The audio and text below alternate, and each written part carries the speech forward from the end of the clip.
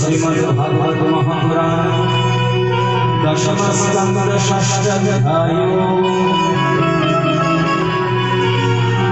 पूतना लोकबालग्नि राक्षसी रुधिरासना जिघंसयापि हरेस्तनन्दतयपा सद्गतिम्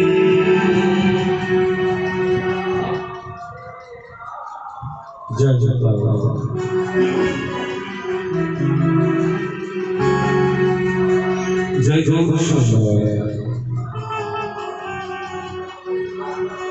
कलियुग पावन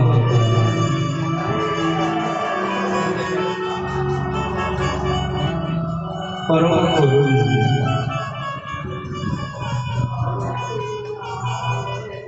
करुणा करुणा कृपा विग्रह श्रीमंदोर सुंदर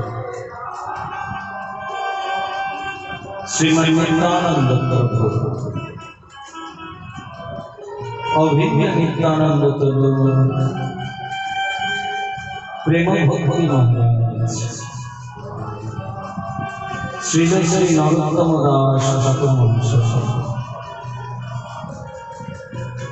तदीय चरणारविंदाश्रित मातृश जीवोद्धारा कृपा भर विग्रह श्री गुरुदेव अशेष कृपा कटाक्षे उपस्थित हलाम अभिज्ञ श्री कृष्ण स्वरूप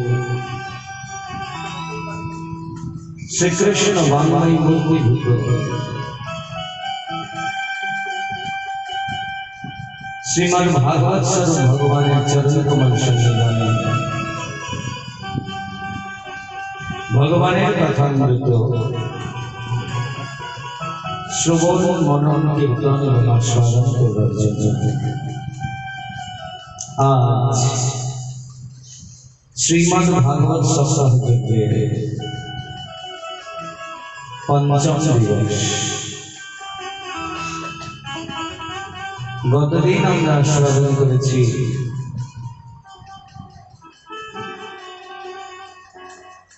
अनंत कोटि विश्व ब्रह्मांडेर एकमात्र नियंता साक्षात् जगदीश जगन्नाथ भगवान पृथ्वी मातार प्रार्थना भूभार हरण लीला करवार जन्य मा देवकीर गर्भ थेके प्रादुर्भूत हलेन एवं गोकुले नंद भवने प्रवेश करलेन भगवान नंद भवने प्रवेश करेছেন नंद महाराज सह समग्र गोकुल वृंदावन विश्व ब्रह्मांडे आनंद छेड़े গেছে সবার খুব আনন্দ হচ্ছে भगवान এলে তো আনন্দ হবে যেখানে ভগবান প্রাদুর্ভূত হন সেখানে তো আনন্দই হয় খুব আনন্দ হচ্ছে কিন্তু গোকুলের এই আনন্দ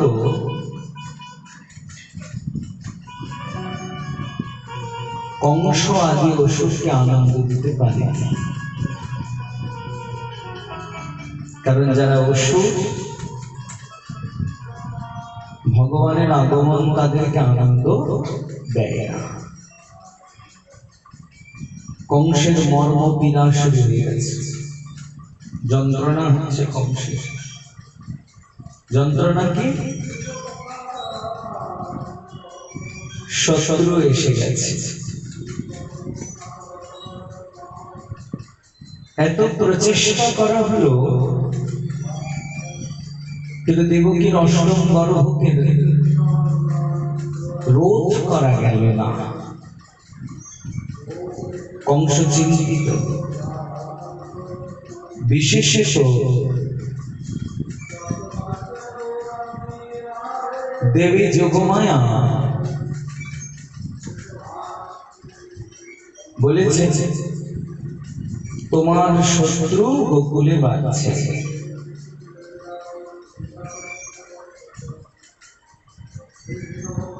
কংসের ভয়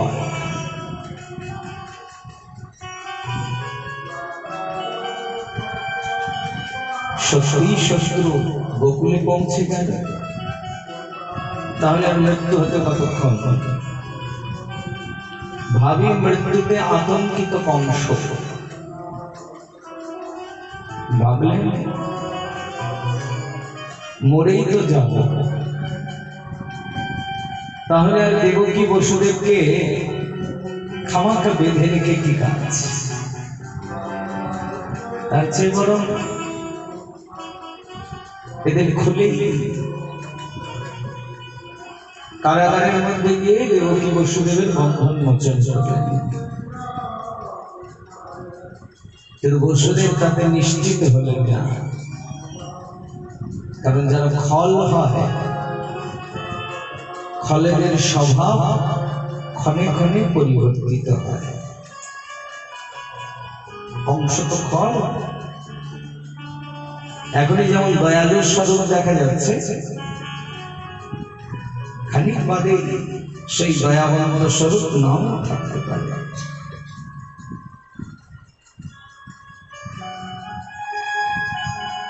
তো চাণর মুষ্টিকারী কংসের পরিকররা দূর থেকে দেখছেন, এ কি মহারাজের কি বিব্রতি হলো? আমরা এত এত বীর থাকতে মহারাজ কিনা শেষ পর্যন্ত দেবকী বসুদেবের পায়ে পড়বেন, তাহলে আমরা আছি কি করব? অসৎসঙ্গ মানুষকে সবসময় অধোমুখী করে। এই জন্য আমাদের আচার্য কবিরাজ স্বামী চরণ বলেছেন, অসৎসঙ্গ ত্যাগ এই বৈষ্ণব আচার। বৈষ্ণবীয় প্রধান আচার হলো অসতের সঙ্গ করবে না। শ্রীল নরোত্তম দাস ঠাকুর মহাশয় আরো এগিয়ে বলেছেন, অসৎসঙ্গ কুটিনাটি ছাড়ো অন্য পরিপাটি, অন্য দেবে না করি হরতি।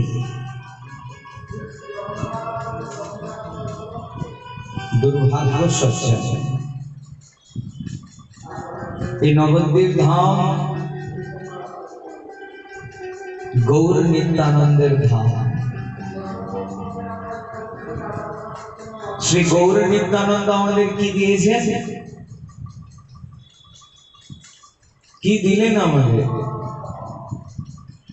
হেন প্রেম শ্রী চৈতন্য দিল যথাতথা। কোন প্রেম? কোন প্রেম দিলেন? গৌর সুন্দর। কবিরাজ গোস্বামী পাদ শ্রীল রূপ গোস্বামী চরণের বিদগ্ধ মাধবম নাটকে একটি শ্লোক দিয়ে শ্রী শ্রী চৈতন্য চরিতামৃতে আশীর্বাদ সূচক মঙ্গলাচরণ সুসম্পন্ন করেছেন। চরিতামৃতের সেই আশীর্বাদ সূচক মঙ্গলাচরণটা কি? অনর্পিত চরিং চিরাত করুণায় অবতীর্ণ কলৌ সমর্পয়িতু উন্নত উজ্জ্বল রসাম সভক্তি শ্রয়াম হরিপুরক সুন্দর দ্যুতি কদম্ব সন্দীপিত সদা হৃদয় কন্দর স্ফুরতু বহ শচীনন্দন। শচীনন্দন আমাদের কি দিলে? সভক্তি শ্রিয়াম, নিজেরই শ্রেষ্ঠতম ভক্তি। সেটা কোন ভক্তি? ভক্তি তো দাস্য ভক্তি, বাৎসল্য ভক্তি, সক্ষম ভক্তি। কোন ভক্তি দিলেন? মহাপ্রভু। সমর্পয়িতু উন্নত উজ্জ্বল রসম। উন্নত উজ্জ্বল রস সম্পর্কে ধারণা আছে। সমস্যা এই জানেন, আমরা গৌরীয় নিজেদেরকে অভিমান করছি, কিন্তু গৌরী যে পথ আমাদের দেখিয়ে দিয়েছে সেটাতে আমার মতন হতভাগ্য জীব স্থিত হতে পারে না। আপনারা যারা ধামে বাস করেন তারা তো অবশ্যই গৌর নিত্যানন্দের কৃপা ভাজন, গৌর নিত্যানন্দের পদাঙ্কই অনুসরণ করেন, এতে কোনো সন্দেহ নেই। কিন্তু আমার মতন ধৃষ্ট অধম প্রকৃত গৌর নিত্যানন্দের পথটাকে উপলব্ধি করে উঠতে পারি না।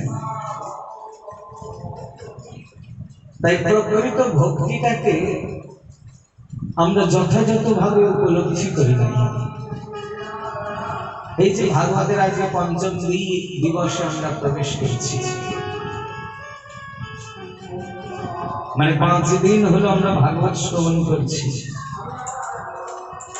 ভাগবতের প্রথমে আমরা শুভারম্ভ করেছি ধর্ম প্রাচ্ছিত কৈতবয়াত্র পরমানির্মৎসরানাম শতাম বেদ্যম বাস্তবমাত্র বস্তু শিবদাম তাপত্রয় মূলধম শ্রীমদ্ ভাগবতে মহামুনিকৃতে কিংবা পরে ঈশ্বর সদ্যহৃত বরুদ্ধতি অত্র কৃতভি শুশ্রূষি বিপচ্ছনা। তো মঙ্গলাচরণে আমরা এই শ্লোক আস্বাদন করেছি।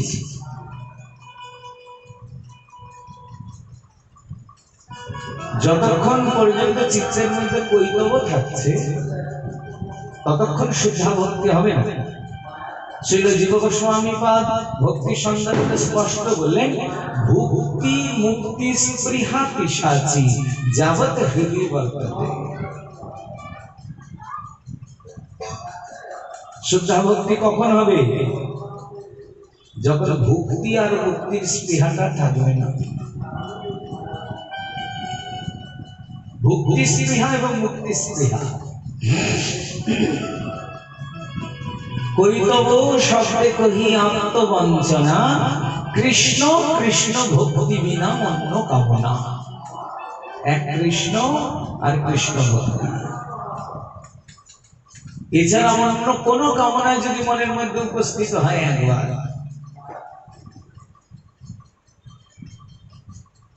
তাহলে বুঝতে হবে মনের মধ্যে এখন শুদ্ধা ভক্তির জাগরণ হয়। বলে দেখেন, আমরা তো সংসারী মানুষ, সংসারে একটা অনর্থ হলে ঠাকুরের কাছে চাইবো না, ও ঠাকুর ছেলেটা এখনো কাজ বাজ কিছু করে না, ছেলেকে একটা কর্মসংস্থান করে দাও। ও ঠাকুর মেয়েটার বিয়ে হচ্ছে না, একটা ভালো পাত্রে মেয়ে বিয়ের ব্যবস্থা করে দাও। স্বামী অসুস্থ, তাকে ভালো করে দাও। বলে এগুলোও যদি কামনা চিত্তের মধ্যে উপস্থিত হয়, জানবেন শুদ্ধা ভক্তি হবে না। এই ভক্তি, ভক্তি না, এটাকে বলে ভুক্তি শব্দটা। যতক্ষণ পর্যন্ত এগুলি কামনা থাকবে ততক্ষণ ভক্তি নাই। গৌর নিত্যানন্দের পথ এটা নয়। এই জায়গাতে পৌঁছতে গেলে গৌরাঙ্গের সেই সভক্তি শ্রী আমি যদি উপস্থিত হতে হয়, এগুলি ভুলে যেতে হয়। বলে এও সম্ভব? বলে তো আমরা নবদ্বীপ ধামে থাকি। নবদ্বীপ তার জলজ্জান্ত দৃষ্টান্ত। কিরকম? শ্রীবাস অঙ্গনে গৌর ভগবান সংকীর্তন স্থাপন করলেন, তাই না? সংকীর্তন যজ্ঞের শুভারম্ভ হলো শ্রীবাস অঙ্গনে। পুণ্যবন্ত শ্রীবাস অঙ্গনে শুভারম্ভ, উঠিল কীর্তন ধ্বনি গোপাল গোবিন্দ। শ্রীবাস অঙ্গনে শ্রীমান মহাপ্রভু মহাসংকীর্তনের শুভারম্ভ করলেন। এই সংকীর্তন স্থাপন চাকরিখানি কথা ছিল না, খুব কঠিন। কারণ চারিদিকে বহির্মুখ। কৃষ্ণ ভক্তি, কৃষ্ণ নাম কেউ করে না। সবাই কি করেন?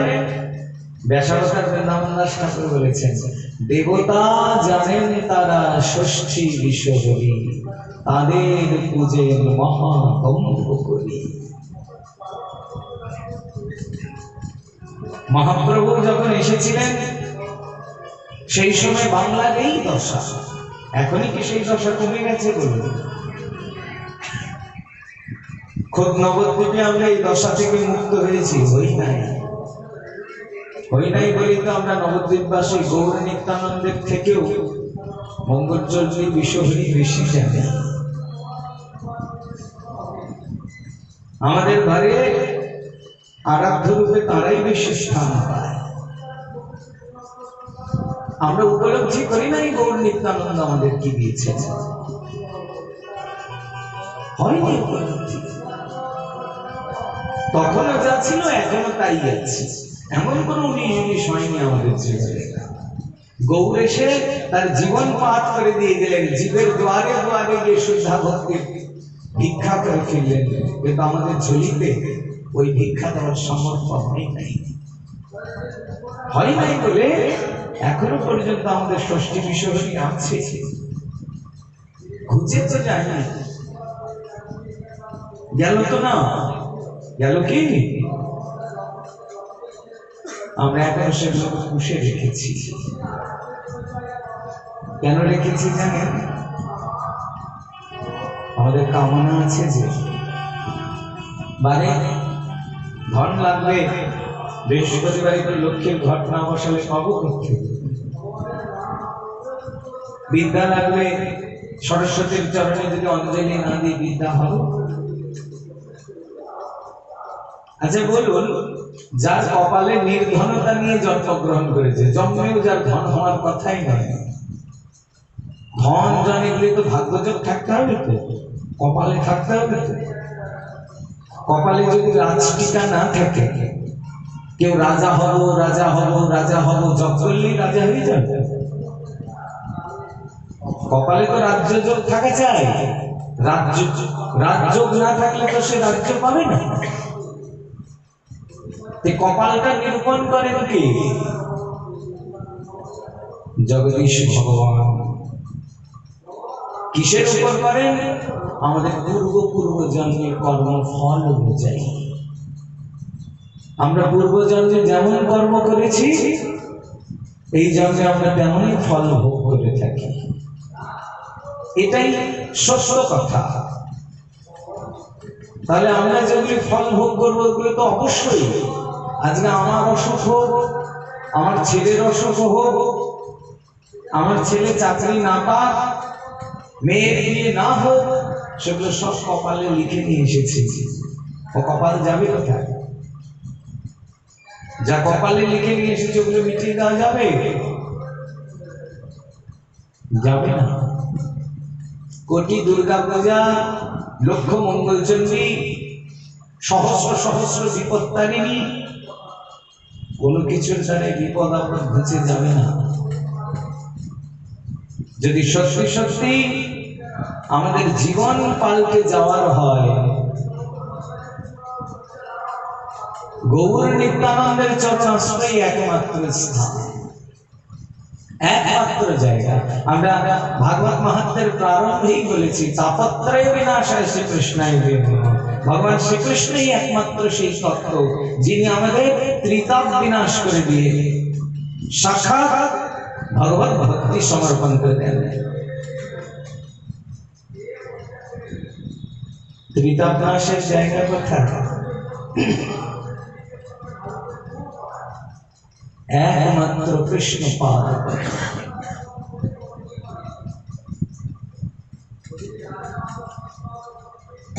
একমাত্র গোবিন্দের চরণ কমলাশ্রয়। বিনা গৌর গোবিন্দের চরণাশ্রয়ে শুদ্ধা ভক্তি প্রাপ্তি হওয়ার দ্বিতীয় কোনো রাস্তা নাই। তাই সাক্ষাৎ গৌর ভগবান তিনি এসে কি করলেন? শ্রীল নরোত্তম দাস ঠাকুর মহাশয় বলছেন, গৌর হরি কি করলেন? আমাদের নবদ্বীপে অবতরী, প্রেমের বাদর তরি, সাধিলা মনের নিজ কাজ, রাধিকার প্রাণপতি, কি লাগি কাঁদই নীতি, ইহা বোঝো ভগত সমাজ।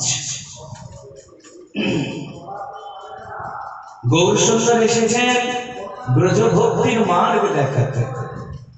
আর এই ব্রজভক্তি চিত্তের মধ্যে কামনা হলে হবে না। শিবাসঙ্গনে মহাপ্রভু সংকীর্তন আরম্ভ করলেন, খুব সংকীর্তন হচ্ছে। নবদ্বীপে সংকীর্তন যাত্রাই হল ব্রজের রাস যাত্রা। ব্রজের রাস বিলাসে যে আনন্দ, নবদ্বীপের সংকীর্তন বিলাসে সে একই আনন্দ। সংকীর্তন বিলাসী ভগবান সংকীর্তন আনন্দ করে চলেছে। অকস্মাৎ শ্রীবাসের পুত্র বিয়োগ হল। একবার ভাবুন তো, আমার ঘরে যদি ভগবান গৌর যদি এরকম কীর্তন করতেন আর আমার ছেলে যদি মরে যেত, আমি আর গৌরকে কীর্তন করতে দিতাম?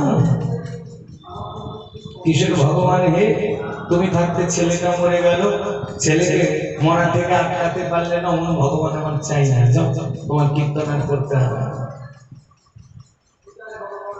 যদি তা নাও বলি, অন্তত একবার তো এ বলতাম, গৌর তুমি যদি সত্যিই ভগবান হও, আমার মরা ছেলেটাকে একবার বাঁচিয়ে তো দাও। এ তো অন্তত বলতাম। কিন্তু শ্রীবাসের ধৈর্য এত দূর বাবা, শ্রীবাস বাইরে কান্নার ধ্বনি যখন শুনলে, শুনে বাইরে সন্তর্পণে এলেন। কি হয়েছে? মালিনী দেবী কাঁদতে কাঁদতে বলছেন, ওগো মহা সর্বনাশ হয়ে গেছে। শ্রীবাস এত স্থির বলছেন, হতেই পারে না। বলে তুমি বুঝছো না?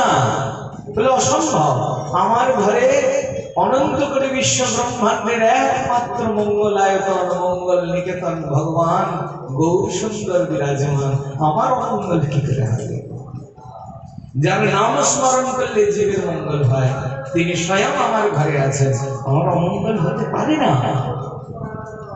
মালিনী বলছেন, ওগো তুমি বুঝতে পারছো না, আমাদের একমাত্র ছেলে আমাদের ছেড়ে চলে গেছে। এত বড় কথা শুনলে আমাদের মাথায় বাজ করত, শ্রীবাসের মাথায় বাজ করলো না। শ্রীবাস বলছেন, কি বললে মালিনী? আমাদের ছেলে চলে গেছে, এটাকে তুমি সর্বনাশ কি করে বললে? মালিনী ভেবে দেখো, জীবের জন্ম হয় মৃত্যুর জন্যই, মৃত্যু তো নিশ্চিত। বরং ভাবনা মালিনী, আমাদের ছেলের কত সৌভাগ্য, আমার গৌর অঙ্গনে কীর্তন করেছেন, আর গৌরাঙ্গের কীর্তন শ্রবণ করতে করতে গৌর চরণে প্রাণ ত্যাগ করেছেন। এমন ভাগ্য আমাদের হবে? গৌর অঙ্গনে নর্তন কীর্তন করবে, আমরা হা গৌর বলে তার চরণে নিজেকে সমর্পণ করব।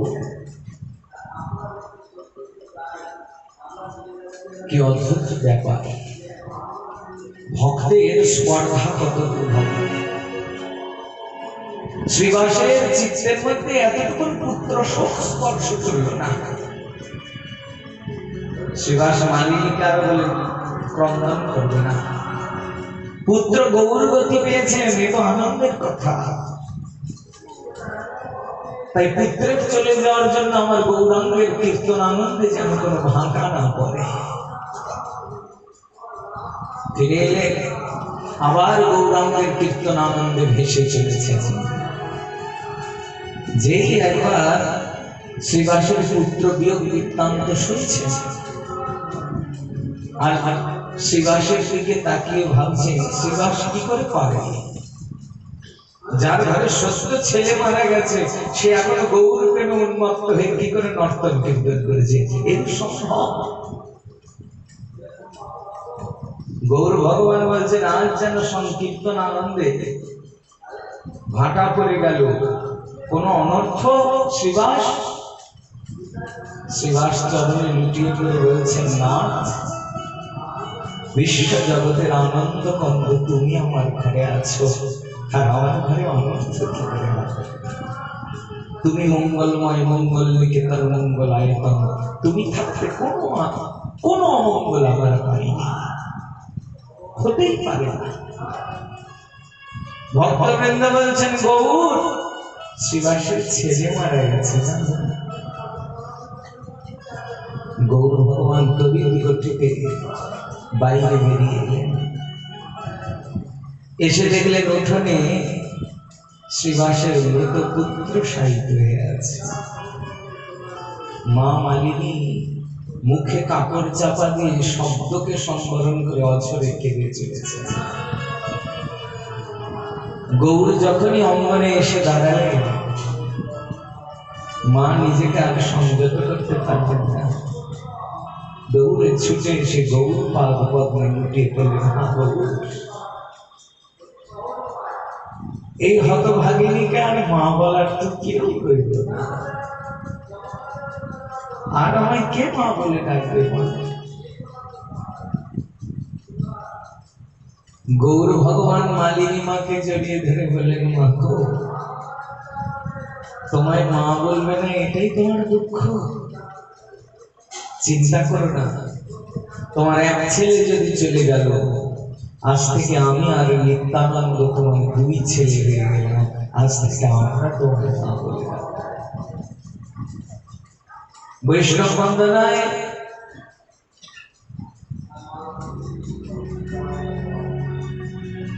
বৈষ্ণব মহাজন বন্দনা করেছেন মালিনী ঠাকুরানী। ভক্তি করি বন্দ মালিনী ঠাকুরানী, শ্রীমুখে গৌরাঙ্গ যারে বলিলা জননী। কত বড় সৌভাগ্য প্রাপ্তি হল! সাক্ষাৎ গৌর নিত্যানন্দ পুত্র হয়ে গেল, এমন সৌভাগ্য হয়। এই সৌভাগ্য প্রাপ্তিকে দুর্ভাগ্য প্রাপ্তি বলে। ভগবত প্রেম এমনই হয়, বিষামৃতে একত্র মিলন বলেছেন কবিরাজ স্বামী। বিষ আর অমৃত একই সঙ্গে যদি কেউ পান করে, বিশেষ জ্বালা তো জ্বালা হবে, আবার অমৃত তাকে মরতেও দেবে না। এক অদ্ভুত সংবিধান। ভক্তির তো এই ধারা। যারা ভক্তিতে নিমজ্জিত, তারা বাইরের যতই কষ্ট হোক না কেন, ভগবানের চরণটাকে আঁকড়ে ধরে থাকতে পারে। এই ভক্তি। তাই ভক্তের চিত্ত শুদ্ধ। ভক্ত সম্পূর্ণরূপে ভগবানের চরণ কমলের এমন ধ্যান করেন, যে কোনো কামনা, কোনো বাসনার গন্ধ তার শরীরে আসে, দিতে চাইলেও নেয় না। কি অদ্ভুত! আর যাদের চিত্তে অনেক কামনা, তাদের বহুজনের দ্বারস্থ হতে হয়। আপনারা ঢেকেই রাখুন আর যেভাবেই বলুন, বহু বহু দেবতার পূজা তারাই করে যাদের মনের মধ্যে অনেক অনেক কামনা বাসনা আছে। এটা অস্বীকার করা যাবে না। আমরা ঢাকার জন্য বলি না, না, আমাদের বাড়িতে তো মা কালী যোগমায়া রূপে পূজিত হন, আমাদের বাড়িতে তো উনি অমুক রূপে থাকেন, তমুক রূপে থাকেন। আরে যোগমায়া রূপে তো নিত্য বৈষ্ণবের আরাধ্য রূপে যোগমায়া আছে। বৈষ্ণব যে কৃষ্ণ মন্ত্রের অনুধ্যান করেন, আমাদের পরম্পরা সূত্রে প্রাপ্ত যে গোপাল মন্ত্র, সেই মন্ত্রের অধিষ্ঠাত্রী দেবী হলেন, শক্তি হলেন দেবী দুর্গা। কি জানে? তাই বলে অষ্টাদশ অক্ষর মন্ত্রের অনুধ্যান যিনি করবেন, তাকে দুর্গা পূজন করে তারপরে এই মন্ত্র জপের ফল মিলবে, এরকম হয় না। দেবী হলেন যোগমায়া। যোগমায়া মানে কি? কবিরাজ গোস্বামী চরণ বলেছেন, যোগমায়া চিৎ শক্তি, নিত্য শুদ্ধা পরিণতি, তার শক্তি লোকে দেখাইতে। বৈষ্ণব তো কাউকে অবজ্ঞা করে না। বৈষ্ণব জানে ব্রাহ্মণ চন্ডাল কুকুর অন্ত করি ভূমিতে নমিবে দণ্ড। যেখানে কুকুরও প্রণম্য, সেখানে দেবতারা তো নিশ্চিত প্রণম্য, এতে তো কোনো সন্দেহ নাই। বৈষ্ণব দেবতার অবজ্ঞা করে না, কিন্তু তাই বলে কামনা বাসনা চরিতার্থ করবার জন্য দেবতার ভট্টন সারাদিন থাকে না। দেবদর্শনে তো প্রণাম করা আবশ্যক। আমি যাচ্ছি রাস্তাতে দেবতার মন্দির করলো, অবশ্যই প্রণাম করতে হবে, কারণ সনাতন হিন্দু ধর্মাবলম্বী, আমার সংস্কার প্রণাম করা। এই তো বৈষ্ণব ধর্ম সবার প্রণাম। কিন্তু প্রণাম করার মানে তো এই নয় যে ওই দেবতা বা ওই দেবীকে আমার ঘরের মধ্যেও নিয়ে এসে ঘর পেতে বসাতে হবে। যদি তা হয়ে যায়, তাহলে কৃষ্ণ ভক্তি বিনষ্ট হয়ে যাবে। মানুন আর না মানুন, ঠাকুর মহাশয়ের এই কলমটাকে মানতে হবে যদি গৌরীয় ধারাকে ভজন করতে হয়। অন্য ব্রত অন্য দান নাহি করো বস্তু জ্ঞান, অন্য সেবা অন্য দেব পূজা। এক গৌর গোবিন্দের চরণ কমল আশ্রয় ব্যতিরেকে অন্য যে কোনো কাজ যদি কেউ করে থাকেন তাহলে তার কৃষ্ণ ভক্তি পুষ্টি হবে না, কৃষ্ণ ভক্তি বিনষ্ট হবে। তাহলে কৃষ্ণ ভক্ত কি করবেন? হাহা কৃষ্ণ বলি বলি বেড়াবো আনন্দ করি, মনে মোর নয় যেন পূজা। যারা ভগবানের ভক্ত তারা তাই গৌর গোবিন্দ ছাড়া অন্য কারো অনুধ্যান করেন, স্বপ্নে অন্য কাউকে চিন্তা করেন নাই। কত বড় গৌর নিষ্ঠা! কিন্তু নবদ্বীপ ধাম থেকে যদি গৌর নিষ্ঠা না হয় অন্য কোথায় হবে কি করে? আমাদের সিদ্ধ চৈতন্য দাস বাবা এত গৌর নিষ্ঠ। কালনারে সিদ্ধ ভগবান দাস বাবার সঙ্গে একবার সম্মিলিত হয়ে ব্রজ যাত্রা করতে চাইলেন। যেদিন ব্রজ যাত্রা দিয়ে গেল, ভগবান দাস বাবা কালনা থেকে এলেন। চৈতন্য দাস বাবা বললেন, সই একবার গৌরের অনুমতি নিয়ে আসি। গেলেন গৌরের অনুমতি নিতে। কি যে হলো, এখনো গৌর দাঁড়িয়ে আছে, তবে আমি গেলে তো গৌর কথা বলে না। আপনারা গৌরের মরমে আপনাদের সঙ্গে নিশ্চিত গৌর কিছু বার্তালাপ করে। আমার তো ভাগ্য হয় না, শুধু তাকিয়ে থাকি, গৌরের একটা করে তাকিয়ে থাকি, কথা বলি না। কিন্তু সিদ্ধ চৈতন্য দাস বাবার সঙ্গে সাক্ষাৎ কথা মতো বলবে, জাগতিক কোন লোক সেই কথা জানে না, বোঝে না। কি করে বুঝবে? ওই জগতে না পৌঁছলে এই ভাষা বোঝা যায় না। গৌরের সঙ্গে বাবার যে কি কথা হলো, বাবা হা গৌর বলে মূর্ছিত হয়ে পড়ল। বেলা 1 প্রহর 2 প্রহর 3 প্রহর অতিক্রান্ত হয়ে প্রায় সন্ধ্যা বেলাতে অনেক গৌর নাম অনেক গৌর কথা শুনিয়ে শুনিয়ে বাবার চেতনা এলো। বাবার যখন চেতনা এলো, বাবা ভগবান দাস বাবার হাত দুটো জড়িয়ে ধরে কাঁদতে কাঁদতে বললেন, ভাই তুমি ব্রজ যাত্রায় চলেছ আর আমি তোমার ব্রজ যাত্রার পথের কণ্ঠ করেছি। আমার জন্য তোমার ব্রজ যাত্রায় বিলম্ব হয়ে গেল। ভগবান দাস বাবা বলছেন, কেন গো আজ না হলো? 1 সপ্তাহ পর আবার যাব, না 1 পক্ষ পর আবার যাব। চৈতন্য দাস বাবা ভগবান দাস বাবার হাত দুটো জড়িয়ে ধরে হাও হাও করে কেঁদে উঠে বললেন, আমার আর কোনোদিন ব্রজে যাওয়া হবে না গো। সে কি ব্রজে যাবে না? বলে, ব্রজে গেলে আমি তোমার গৌরকে দেখতে পাবো না, আর গৌর না দেখলে প্রাণেই আছে। শয়নে গৌর স্বপনে গৌর, গৌর নয়ন ধারা, জীবনে গৌর মরণে গৌর, গৌর গলার হারা। এই শুদ্ধা ভক্তির কথা সবচেয়ে, যদি চিত্ত শুদ্ধা ভক্তিতে আটকে যায় তাহলে আর অন্য কারো ভজন করার সময় কোথায়? অন্য কারো আরাধনা করবার সময় কোন সময় কাটতে হয় না। এই জন্য ভক্ত নিশ্চল রূপে গৌর গোবিন্দের চরণে আশ্রয় করে থাকবেন, সকল দুঃখ হোক যন্ত্রণা হোক। দেখেন না দেবকী বসুদেব, দেবকী বসুদেবের আমি কি অপরাধ? অপরাধ একটাই, ভগবানের মা বাবা হয়েছে, তাই তো কংস কারাগারে এত যন্ত্রণা দিয়ে রেখেছে। দ্বিতীয় তো কোনো অপরাধ নেই। আমার মতো লোক হলে বলতাম আমি ওরকম মা বাবা হবো না, ঠাকুর এত যন্ত্রণা সহ্য হচ্ছে না। তার জন্য তো আমরা দেবকী বসুদেব হতে পারি না। দেবকী বসুদেব তো দেবকী বসুদেব,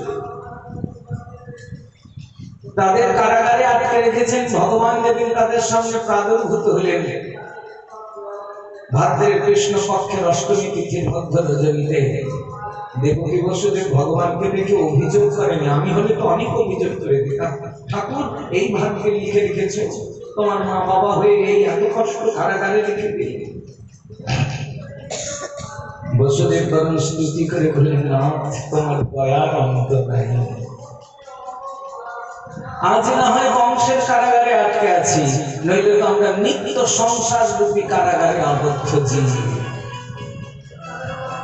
আর আমাদের মতো নিত্য কারাগারবদ্ধ জীবকে মুক্ত করবার জন্য তুমি ভূত ভাবন ভগবান কারাগারে ছুটে এসেছ। না, তোমার করুণার অন্ত হয় না, তুমি দয়ালু, তুমি কৃপালু, তুমি কৃপালু। ভক্তের উপলব্ধি তো ভক্তেরই উপলব্ধি হয়।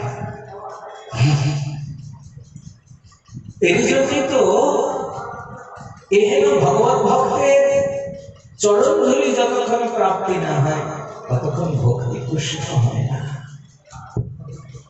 ঠাকুর মহাশয় তাই সিদ্ধান্ত দিলেন, কৃষ্ণ ভক্ত অঙ্গ হেরি, কৃষ্ণ ভক্ত সঙ্গ করি, শ্রদ্ধান্বিত শ্রবণ কীর্তন। কংসের জীবনের দুর্দশা দেখে কংস সাক্ষাৎ কৃষ্ণ দর্শন, কৃষ্ণ সঙ্গ, কৃষ্ণ সন্নিধান পেয়েছেন, কিন্তু কোনদিন কৃষ্ণ ভক্তের শ্রদ্ধান্বিত সঙ্গ হয় নাই। তাই তার জীবনটা কৃষ্ণ ভক্তি বিহীন হয়ে গেছে। বিনা সাধু কৃপা, বিনা বৈষ্ণব কৃপা ভগবত ভক্তি অসম্ভব। সাক্ষাৎ ভগবানকে দেখলে ভক্তি হবে না। এই জন্য ভাগবত সিদ্ধান্ত দিয়েছেন, বিনা মহৎ পদরজ অভিষেক। আগে মহতের চরণ ধুলিতে অভিষিক্ত হোক, তারপর তো ভক্তি হয়। সাধু দেখে প্রণাম করারই ভাগ্য হয় না, সাধু দেখে আর মনটা কেমন কেমন করে। আমার তো তাই হয়, আর কেমন কেমন কিরবিরি করে, চিৎকার। তার মানে বুঝতে হবে অপরাধ হচ্ছে। বৈষ্ণব দর্শন মাত্রে আনন্দ হতে হয়। আহা, ভগবত ভক্ত কি করবে বৈষ্ণব দর্শনে? সঙ্গে সঙ্গে প্রণাম করবে। বৈষ্ণব দেখি যে নানমায় মুন্ড, তার মুন্ড গিয়ে পরে নরকের কুণ্ড। বৈষ্ণব দর্শনে তো মাথাটা নিয়ে পড়লো না, এত উত্থাপক। ভক্তি হবে কোথেকে? ভক্তি প্রাপ্তির অন্যতম উপায় তো বৈষ্ণব সেবা, বৈষ্ণব সঙ্গ। ছাড়িয়া বৈষ্ণব সেবা বিস্তার পেয়েছে কেবা, অনুক্ষণ খেয়ে দেখে। তো আগে বৈষ্ণব সন্নিধান হোক, বৈষ্ণব সঙ্গ হোক, তবে তো ভগবত কৃপা হবে সবসময়। তো কংসের জীবনে বৈষ্ণব সঙ্গ নাই, বরং দেবকী বসুদেবের মতন ভগবত ভক্ত মহাত্মা তাদের নিপীড়ন করেছেন। তাই কংস অসুর। এর সম্বন্ধে তো গোবিন্দের মামা, ভগবানের মামা। অসুর মানে তার কংসের মাথায় শিং ছিল না, মূলের মতো বড় বড় দাঁত ছিল না। এই অসুর মানে এর চিত্ত আসরিক, ভগবত বিমুখ। না ভগবানকে মানে, না যারা ভগবানের প্রেমী, ভগবানের ভক্ত তাদেরকে সমাদর করেন। এই জন্য শাস্ত্রীদের বললেন পশু। তো চাঁদর মুষ্টিকের সঙ্গে লোক ভক্ত সঙ্গ তো হয়নি। এই জন্য চাঁদর মুষ্টিকে যে বলে মহারাজ শেষ পর্যন্ত দেবকী বসুদেবের পায়ে ধরবেন, আমরা কি মরে গেছি মহারাজ? অসৎসঙ্গ কেমন ভয়ানক হয় দেখে। রাত্রিবেলা একটু যোগমায়ার সঙ্গ হয়েছিল। কংসের যে মনোবৃত্তি পরিবর্তন, যে দেবকী বসুদেবকে খুলে দিয়ে, এই যে শুভবুদ্ধির উদয়, এটা যোগমায়ার সঙ্গ প্রভাবে হয়ে গেল। আবার চাঁদা মুষ্টিকে সেটাও নষ্ট করে দিলেন। চাঁদা মুষ্টিকে বলে, কি করতে পারো তোমরা আমার জন্য? বলে, মহারাজ আপনার জন্য প্রয়োজনে জান হাজির। খুব আনন্দ। তাহলে আর দেবকী আবার বেঁধে রাখে, দেবকী বসুদেব আবার বেঁধে কারাগারে নিক্ষেপ করে, আবার কারাগারে আটকে দিলেন। এবার মন্ত্রণা করলেন কি করে গোকুলের শত্রুকে নাশ করা যায়। যোগমায়া বলেছে গোকুলেই আমার শত্রু, গোকুলে আমার শত্রুকে কি করে বিনাশ করা যাবে। চাঁদের মুষ্টি বলেন মহারাজ সরাসরি গিয়ে যদি গোকুলের ছেলেগুলো মারতে শুরু করেন তাহলে প্রজাদ্রোহ হবে। একটা কায়দা করতে হবে যাতে সাপও মরে লাঠিও না ভাঙে। কি উপায়? ডেকে নিলেন পুতনাকে। পুতনা লোক বালগ্নি রাক্ষসী রুধিরাসনা। পুতনা বালহত্যাকারিণী। ছোট বাচ্চা দেখলে ওর মেরে ফেলতে ইচ্ছে করে, এত নিষ্ঠুর। জগতের লোক ছোট ছোট বাচ্চা দেখলে কি হয়, তাকে কোলে নিয়ে আদর করতে ইচ্ছে করে। আর পুতনার চিত্ত এত কলুষযুক্ত যে পুতনা ছোট বাচ্চা দেখলে ওদের মেরে ফেলতে ইচ্ছে করে। তো পুতনাকে নিযুক্ত করলেন। পুতনা স্তনের মধ্যে কালকুট বিষ মিশিয়ে নিয়ে উপরে সুন্দরী শৃঙ্গার করলেন। এত সুন্দরী হলেন জানেন, একেবারে দেখতে যেন মনে হচ্ছে সাক্ষাৎ লক্ষ্মী বোধই বৈকুণ্ঠ থেকে নেমে এসেছে। সুন্দরী কেন হচ্ছে বলে, সুন্দরী না হলে তো উপায় নাই। কারণ সুন্দরীর একটা অ্যাডভান্টেজ, সুন্দরী সব জায়গায় অবাধে ঢুকে ঢুকতে পারে, কেউ নিষেধ করে না। সুন্দরীর সব জায়গায় ঢোকার অধিকার আছে, এটা তার সৌন্দর্যের অধিকার। দেখবেন কোন সুন্দরী রমণী যদি কারো ঘরের মধ্যেও ঢুকে যায়, কেউ একবার মুখের দিকে তাকালে আর মুখ ঝাঁঝা দিতে পারবে না। আর ওটাই যদি কোনো কালো পেঁচি যদি কেউ এসে ঢোকে, ঘরের মধ্যে ঢুকে যায়, কত রকমের কথা বলে। আর ওটা সুন্দরী হলে আর কিছু বলা যাবে না, কারণ সুন্দরীকে কেউ নিষেধ করতে পারে না। সুন্দরীর সৌন্দর্যের এমন প্রভাব, তার সৌন্দর্যের প্রভাবে একটু অন্দরমহলে ঢুকে যেতে পারে। দেখবেন ইলেকট্রিক অফিসের লম্বা লাইনে আছে, রেশন দোকানের লাইনে দাঁড়িয়ে আছে ঘন্টার পর ঘন্টা। এমন সময় যদি কোনো সুন্দরী এসে বলে দাদা অন্ত দাঁড়ায় আছে, আগে যেতে দিন না, দাদা সুন্দরীর দিকে তাকালে আর নাম করতে পারে না, ঠিক আছে। আর ওটাই যদি অসুন্দর কেউ এসে বলে,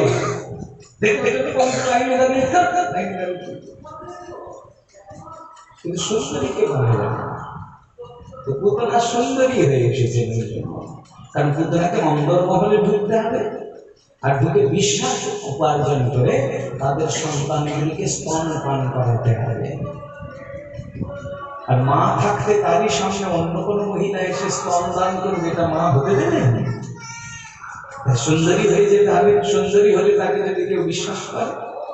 এই জন্য পুতনা সুন্দরী হয়েছে। সুন্দরী হয়ে প্রবেশ করবে, গোকুলবাসীরা হা করে তাকে কি সুন্দর, হ্যাঁ, মুখ দিয়ে মশা মাছি ঝুঁকে যাচ্ছে, তো বুঝতেই পারছে না, তোর হা করে পুতনা খুব সুন্দরী হয়েছে। গোকুলে এসে শুনলেন গোকুলের রাজা নন্দ মহারাজের ভবনেই পুত্র জন্মোৎসব হয়েছে। রাজভবন থেকেই শুভারম্ভটা করে, এই জন্য নন্দ ভবনের দরজাতেই পা দিলেন। বালগোপাল তখন মাত্র 6 দিন বয়স হয়েছে। নন্দ মহারাজ বার্ষিক কর দেবার জন্য মথুরায় গেছেন। মা যশোদা রোহিণী 2 মা পরস্পর বসে আছে, বালগোপালকে মা স্তন দান করছে। যেই পুতনা প্রবেশ করলে, নন্দ ভবনে পা দিলে, অমনি কি হলো, গোপাল ঘুমিয়ে পড়ল। তো মায়েদের একটা সংস্কার আছে, ছেলে ঘুমিয়ে পড়লে আর কোলে রাখতে হয়, তাকে বিছানা করে শুইয়ে দিতে হবে। এটা মায়েরা একটা সংস্কার পালন করে, ঘুমন্ত ছেলেকে বেশি কোলে রাখতে হয় না। তো মা দেখলেন ছেলে ঘুমিয়ে পড়েছে, তো সুন্দর করে শয্যা বানিয়ে শুইয়ে দাও। একেবারে বলরাম ভগবানের পাশে শুইয়ে দিলেন। কৃষ্ণ বলরাম দুজন পাশাপাশি সাইতে দিলেন। রোহিণী আর যশোদা পরস্পর কথোপকথন করছে। এমন সময় পুতনা ঢুকে পড়েছে।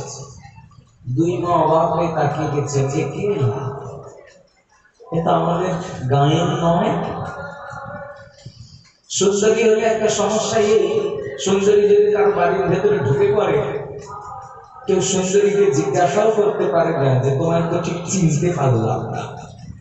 সুন্দরীকে এইরকম সম্ভাষণ করাটাও যেন বিপর্যয়, এত সুন্দরী তাও চেনে না।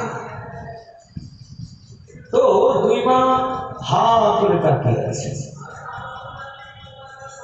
পুতনা ভাবছেন এই আপদ বালাই যদি থাকে, আমি যে কাজ করতে এসেছি তো হবেই না, উপরন্ত পণ্ড হবে, মায়েদের ব্যস্ত করতে হবে। তাই পুতনা বলে বললেন, হ্যাঁ গো, তোমাদের ঘরে ছেলে হয়েছে শুনে ছেলে দেখতে এলাম, একটু জল মিষ্টি কিছু খাওয়াবে না? কিছু তো অন্তত হওয়া চাই। ব্রজবাসীর বাড়িতে এখনো পর্যন্ত কেউ যদি জল মিষ্টি খেতে চায় না, ব্রজবাসী প্রসন্ন চিত্তে তাদের সেবার বন্দোবস্ত করে। ব্রজবাসীরা আজও সেবা পরায়ণ, বাঙালিদের মতো নয়। বাঙালিদের ঘরে যতই আসে শুধু নাই শুনতে হয়। রান্নার আগে যদি আসে, এসে যদি কেউ বলে ক্ষুধার্ত ভোজন নিলে, এখন রান্নাই করে খেতে এসেছি, রান্না হোক তারপরে আসবে। রান্না হয়ে গেছে তারপরে যদি কেউ অতিথি আসে, ভোজন মিলবে, বলে বাড়িতে কেউ খাইনি এখনো পর্যন্ত, এসেছে কিনতে আসবে, যাও পরে আসে সবাই খাওয়া হোক। পরে যদি আসে সব শেষই হয়ে গেছে, মিলে না। আমরা যে কি সংস্কার পালন করতেছি আমরা নিজেরাই জানি না। মানে যেন তেন প্রকারের শুধু না বলতেই শিখেছি। কায়দা করে কি করে কাউকে না দিয়ে পাঠিয়ে দেওয়া যায়, এই কায়দা বাঙালির কাছে শেখে। তো এখন ব্রজবাসীরা তো এরকম নয়। ব্রজবাসীর ঘরে যদি মাজার ভাষা হয়ে গেছে, সবার খাওয়া দাওয়া শেষ হয়ে একবার মাজা টাজা সব কমপ্লিট হয়ে বিশ্রাম করছেন, এমন সময় যদি কোনো সাধু গিয়ে বলে মা ভুখা হো কুছ মিলেঙ্গে, ব্রজমা সঙ্গে সঙ্গে সাধুকে আসন দিয়ে কৃতাঞ্জলি পুঁতে বলবে, বসুন বাবা, এখনই তৈরি করে দেবে। সঙ্গে সঙ্গে গরম রুটি আগে কিছু তৈরি করে খাইয়ে দেবে। ব্রজবাসীরা এইরকমই সেবা করে। বিশ্বাস না হয় বৃন্দাবনের গ্রাম গ্রাম গিয়ে দেখবেন কথা। এই জন্য ব্রজে তো কোনোদিন রুটির অভাব নাই। ব্রজে কেউ তো ক্ষুধার্ত থাকে না, কি করে ক্ষুধার্ত থাকবে? যেখানে চাইলেই মিলে যাবে, এত সুলভ জায়গা। আর ব্রজবাসী এত দয়ালু, এত কৃপালু, তাদের ঘরে সব থেকে উত্তম যেটা সেটা নিয়ে এসে যাবে। আর বাঙালি আগে তো দেখবে যেটা বাড়িতে কেউ খাবে না সেটা মানুষকে দাও, যেটা টেস্টি, যেটা ভালো সেটা ভালো করে আলাদা করে রেখে দাও, তারপরে যদি বাঁচে কাছে মানুষকে দিতে হবে। আর ব্রজবাসী নিজের ঘরে উত্তম দ্রব্য নিয়ে এসে সেবা করে। এই জন্যই তো বৃন্দাবন ঠাকুরের এত প্রিয় স্থান, ব্রজবাসী এত প্রিয়জন। এমনি তো ব্রজবাসীদের সেবা বিশ্ব ব্রহ্মাণ্ডের অনন্য সেবা। এরকম সেবা বিশ্ব ব্রহ্মাণ্ডে কেউ করতে পারে না, আজও পারে না। শ্রী গুরুদেবের কৃপায় অনেকবার ব্রজ 84 ক্রোশ পায়ে হেঁটে পরিক্রমা করার সৌভাগ্য হয়েছে, বৃন্দাবনে গ্রাম গ্রাম যাওয়ার সৌভাগ্য হয়েছে। দেখেছি সামান্য সামান্য ব্রজ মায়েরা কত দূর যান জল আনতে। জানে আজ থেকে 10 বছর আগেও বৃন্দাবনে এত জলের অভাব ছিল, হয়তো এক একজনের জল আনতে একেবারে 5 কিলোমিটার 7 কিলোমিটার দূরে গিয়ে জল নিয়ে আসতে হতো। 1-1.5 কিলোমিটার তো কোনো কথাই নয়।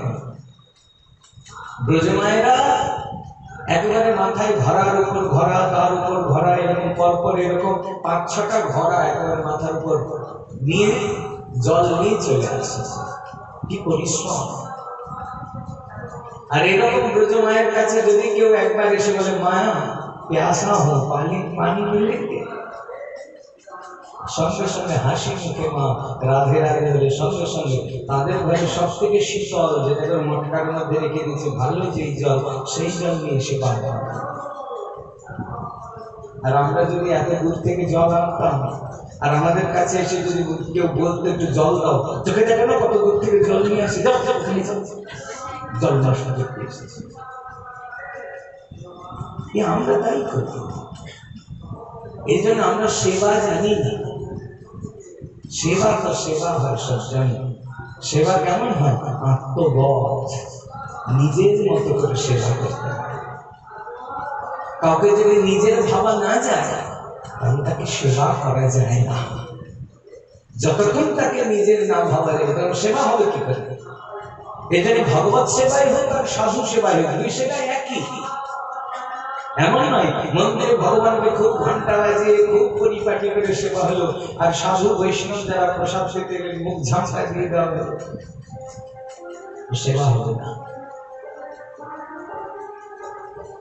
সেবা তো দুটোই এক, বরং ভগবত সেবার থেকে বৈষ্ণব সেবার মহিমা অধিক। আমার হবে আমার ভক্তের সেবা হব, ভক্ত সেবার মহিমা অধিক।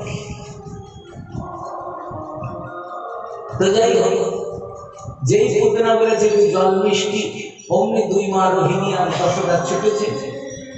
নন্দ মহারাজের বাড়িতে তো আর দই দুধ ঘি ঘোলের অভাব নেই, নানাবিধ বস্তু তারা সাজাতে শুরু করেছে। আর পুতনা দেখলেন এই মোক্ষম সময় আসল কাজটা সেরে করে, আসলে তো জল খেতেও আসেনি, ফল খেতেও আসেনি, এসেছে তো বিষ মেশানো স্তন পান করিয়ে নবজাত শিশুদের হত্যা করতে।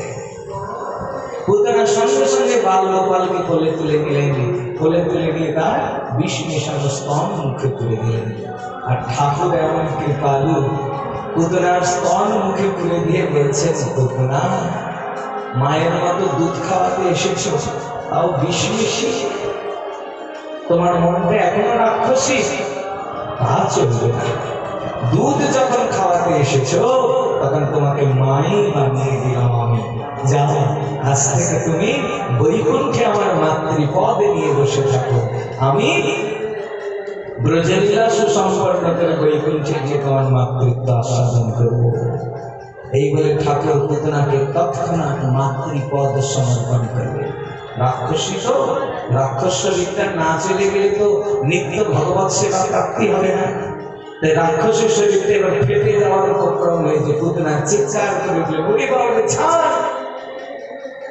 ঠাকুর হেসে বলছেন, পুতনা আমি যাকে একবার ধরি তাকে ছেড়ে দিয়েছি, আর ছাড়ে নাই।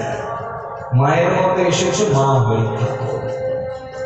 পুতনা তৎক্ষণাৎ বৈকুণ্ঠে মাতৃগতি পেলেন, আর পুতনার শরীরটা চিৎকার করে বাইরে বেরিয়ে এসে ধুম করে ফেলে দিলেন। মনে হলে যেন বড় একটা ভূমিকম্প হয়ে গেল। মা যশোদা আতঙ্কিত হয়ে ছুটে এলেন, গোপাল কোথায়? এসে দেখলেন বিছানায় গোপাল নেই। শঙ্কিত হলেন, গোপাল কোথায় গেল? ছুটে গিয়ে দেখলেন বাইরে বিরাট রাক্ষসী পড়ে আছে, সুন্দরী আর নাই। রাক্ষসী কিরকম দেখতে? ভয়ঙ্কর। কেমন? সুখদেব গোস্বামী বলেছেন, ঈশা মাত্র উগ্র দ্রষ্টাগ্রম গিরি কন্দর নাসিকাম। পুতনা হা করে মরে পড়ে আছে, দাঁতগুলো বেরিয়ে আছে। দাঁতটা দেখে কিরকম মনে হচ্ছে? ঈশা মাত্র উগ্র দ্রষ্টাগ্রম। ঈশা মানে কি জানেন? ঈশা হলো লাঙলের মধ্যে যে লৌহ ফলক লাগানো থাকে তাকে বলে ঈশা। লাঙল দেখেছেন তো আপনারা সবাই? লাঙলের মধ্যে একটা লৌহ ফলক লাগিয়ে দেওয়া হয়, এটাকে সংস্কৃতে বলে ঈশা। ঈশা দেখতে কেমন হয়? লাঙলের যে দিকটা মাটি চাষ করে সেই দিকে চকচকে হয় আর সুচালু হয়, আর উপরের দিক কালো কালশিটে করে থাকে। পুতনার দাঁতগুলো দেখতে তাই উপরে চকচক করছে, সুচালু দাঁত, আর নিচে কালশিটে করে আছে। ঈশা মাত্র উগ্র দ্রষ্টা। আর গিরি কন্দর নাসিকাম, নাকের ভিতর ছেঁদা দেখে মনে হচ্ছে না নাকের ছেঁদা। আর পুতনার শরীরটা কত বড় জানেন? গর্ভ সংহিতা বলেছেন 6 ক্রোশ পরিমিত শরীর। একটা শরীর যদি 6 ক্রোশ হয়, 6 ক্রোশ মানে কত? 12 মাইল। 12 মাইল মানে 18 কিলোমিটার। একটা শরীর যদি 18 কিলোমিটার ব্যাপ্তি হয় তাহলে শরীর তো সাধারণ শরীর নয়, তার মাথাটাই তো না হলেও কয় কিলোমিটার জুড়ে পাবে, তাই না?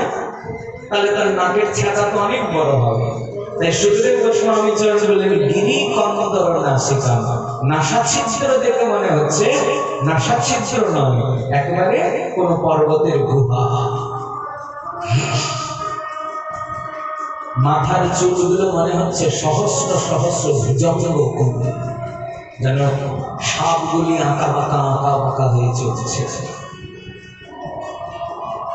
পুতনার বক্ষস্থল যেন পুড়ে যাওয়া কোন কালো পর্বত বিশেষ, আর সেইখানে মারকতমণির মতন জল করে দ্যুতি সম্পন্ন হয়ে বাল গোপাল ক্রীড়া করেছেন। মা যখনই গোপালকে দেখলেন, ছেলে আমার এখনো কিছু হয় নাই, মা আনন্দের অতিশাসে তেমনি গোপালকে কোলে তুলে নিলেন।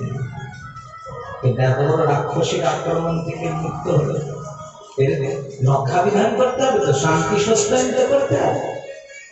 তো গোয়ালার ঘরে শান্তি সস্তায়ন করবার পদ্ধতি কি? গোয়ালার ঘরের সবকিছুই তো গোমাতা, গোমাতাই তো ভগবান। তাই তারা কি করলেন?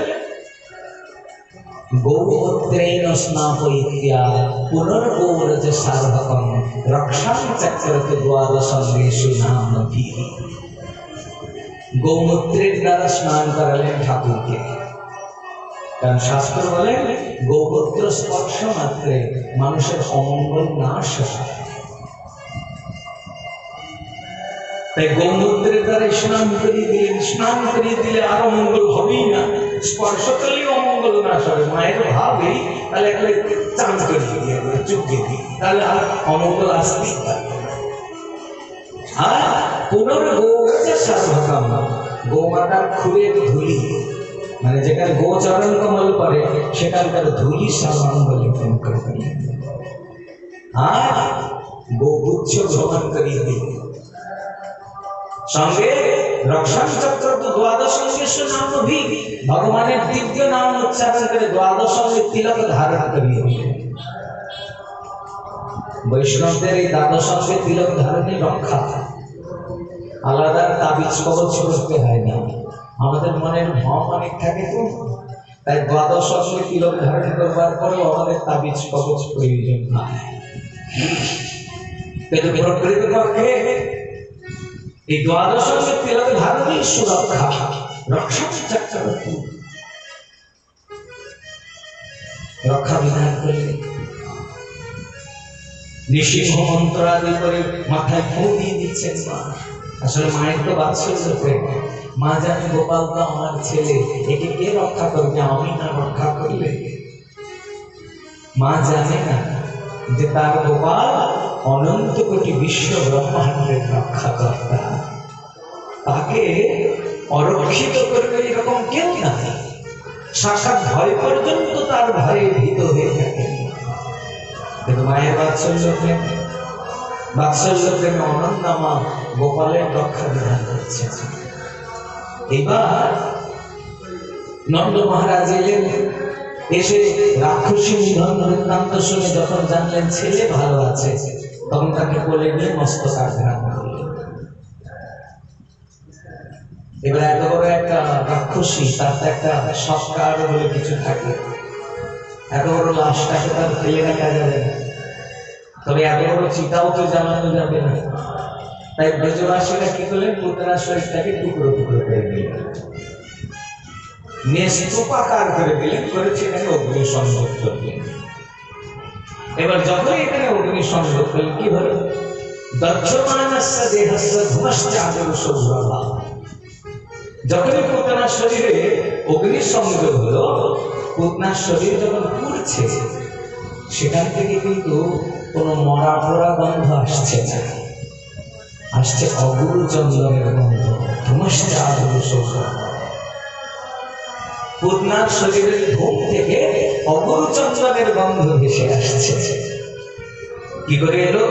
সুখদেব গোস্বামী চরণ বলছেন, মহারাজ পরীক্ষিত, পুতনা এখন রাক্ষসী নাই, সে তো ভগবানের মা।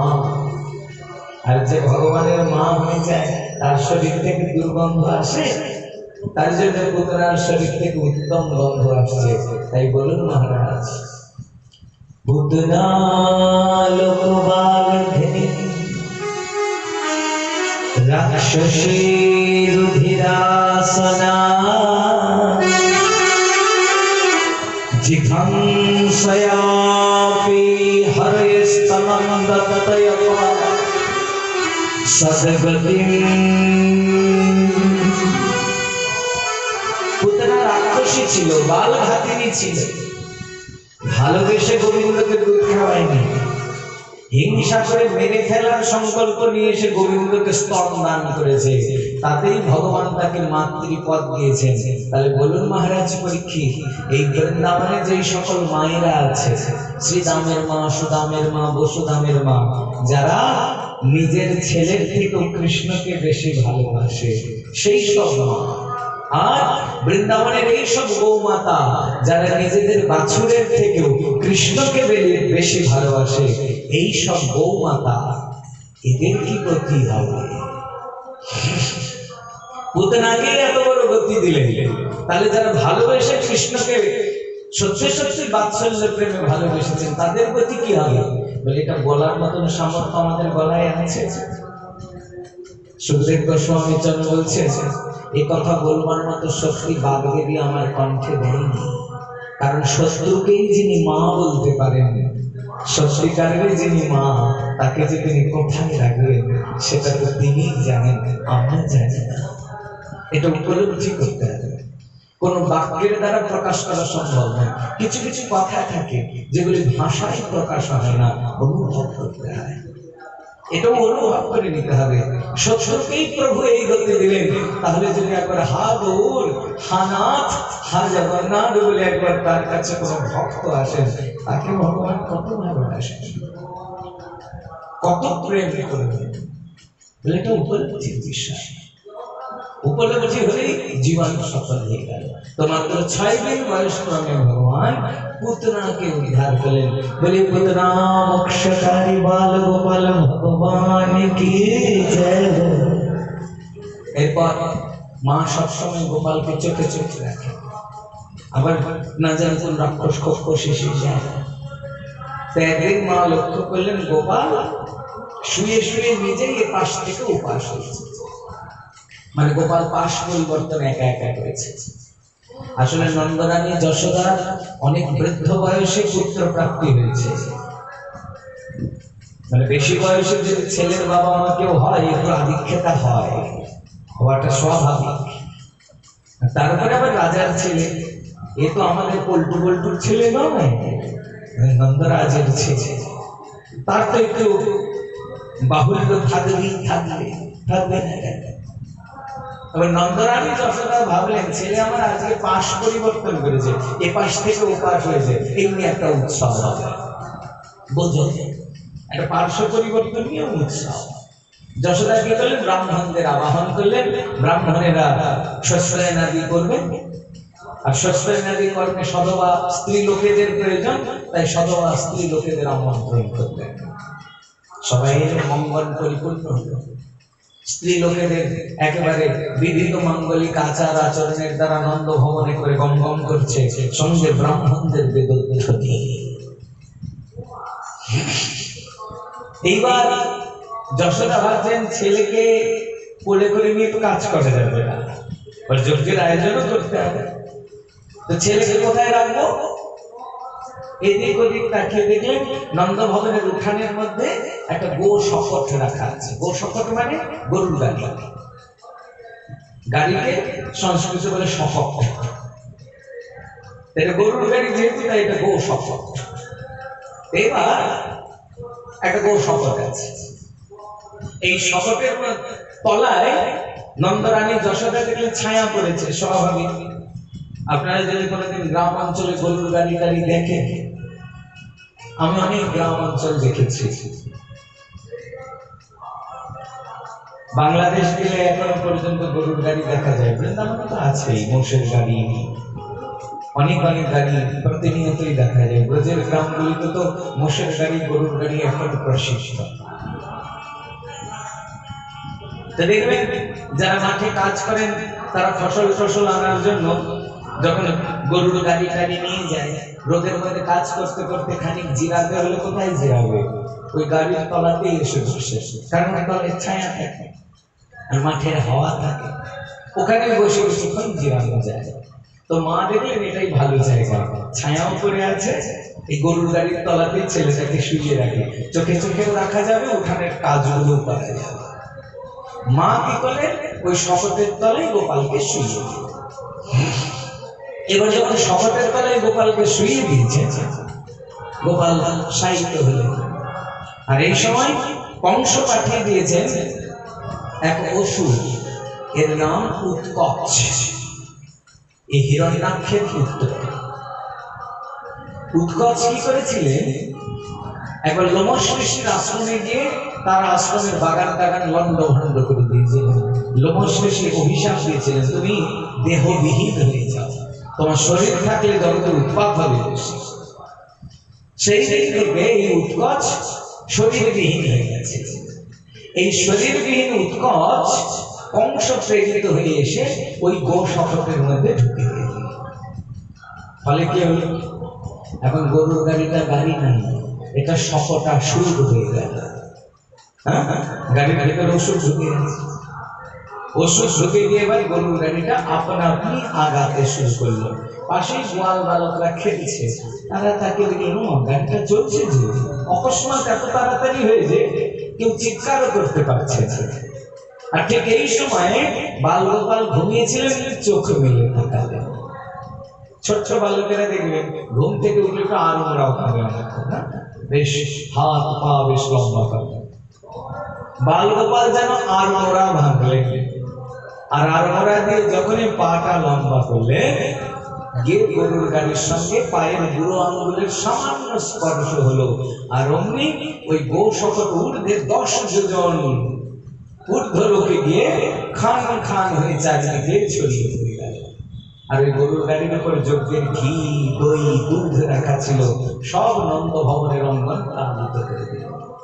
মা শপথ ভাঙার শব্দ শুনে ছুটে গিয়ে সর্বনাশ, গরুর গাড়িটা ভাঙলো কি করে? পাশে গোয়াল বালকরা খেলছিলেন, তারা বলেন, মা গো, বাবা রে বাবা, তোমার ছেলের পায়ের কি জোর! হ্যাঁ, তোমার ছেলে লাথি মেরে গরুর গাড়িটাই ভেঙে দিয়েছে। এখন মা বাৎসল্য প্রেমবতী, মায়ের পক্ষে এই কথা বিশ্বাস করা অসম্ভব। তাই মা ভাবলেন, আজকাল কি গোকুলের ছেলেগুলো ভাঙ খেতে শুরু করলো? নইলে আমার এই পুচকে ছেলে সবে এপাশ থেকে ওপাশ হতে শিখেছে, এখন বসতেও শিখেনি, চলতেও শিখেনি। তার পায়ে এত জোর হতে পারে যে সে লাথি মারবে একটা আস্ত গরুর গাড়ি ভেঙে যাবে? অসম্ভব। বাল ভাষিতানি মনে করলেন। হ্যাঁ, বালকের সামান্য কথা, বালকেরা কি না বলতে পারে, ছোট বাচ্চাদের সব কথা বিশ্বাস করা যায়। তবে ছেলে সুরক্ষিত আছে, মা আবার ছেলের সুরক্ষা বিধান করল। এরপর একদিন মা গোপালকে কোলে নিয়ে আছে। গোপাল খুব ভারী বলে বোধ হতো, এত ভারী আর কোলে রাখা যাচ্ছে। মা কি করলেন? গোপালকে কোল থেকে নামিয়ে দিলেন। যেই নামিয়ে দিলেন, তৃণাবর্ত নামক কংস প্রেরিত ওষুধ এলো, ঘূর্ণ বায়ু সৃষ্টি করে বন বন বন বন করে ঘুরিয়ে গোপালকে কাঁধের উপরে চাপিয়ে নিয়ে পলায়ন করে। যে তৃণাবর্ত গোপালকে নিয়ে ছুট লাগিয়েছে, গোপাল কি করলেন? তার ছোট্ট ছোট্ট চরণ কমল দিয়ে তৃণাবর্তের একেবারে মুন্ডটা এমন ধরলেন যে তৃণাবর্ত আর চলতে পারছে, চলৎশক্তি হারিয়ে ফেলল। বাবা, ঠাকুরের একটা 56 ভোগ আছে না, চোখ সহ্য করতে হয়,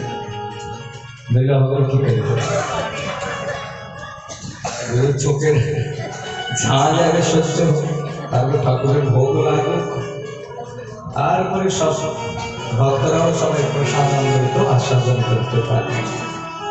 যাই হোক, তৃণাবর্ত গোপালকে নিয়ে ছুটে চলছে, আর গোপাল তার ছোট ছোট চরণ কমল দিয়ে একেবারে ঘাটটা এমন ধরলে তৃণাবর্তের শ্বাস অবরুদ্ধ হলো, চোখগুলো বড় বড় ঠিকরে বেরিয়ে এলো। এই সময় ভগবান একটা চাকা মানে একটা হাতের একটা থাপ্পড় মারলেন তৃণাবর্তের মাথায়। তৃণাবর্তের ব্রহ্মতালু ভেদ করে তারা আত্মা বেরিয়ে ভগবানের চরণগতিকে প্রাপ্ত করলেন। বলে তৃণাবর্ত হরি গোবিন্দ কি তৃণাবর্ত উদ্ধার হয়ে। এরপর গর্গ ঋষি এসেছেন বৃন্দাবন গোকুলে।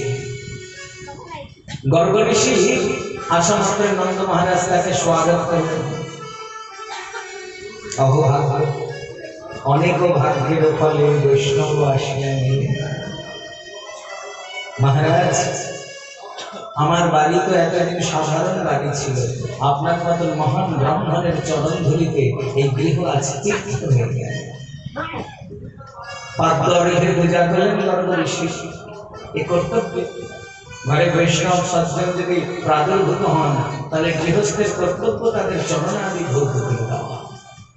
এগুলো সংস্কার আজ আমাদের না।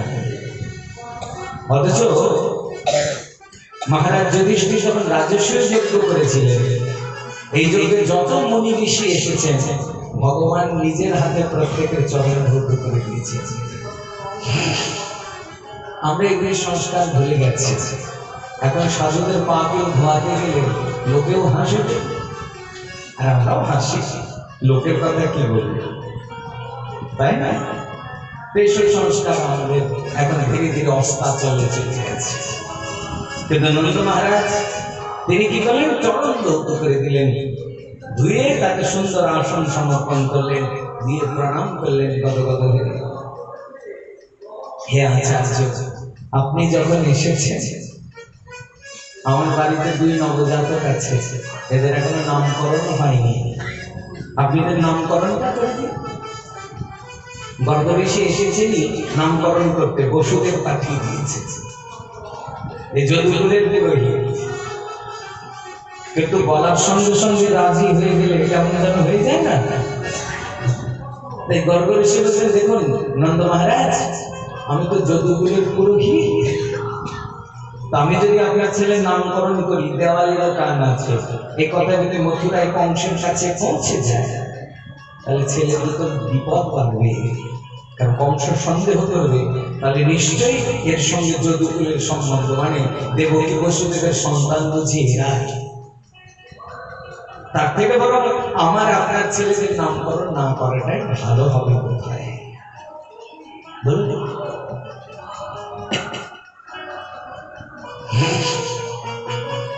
শুনবেন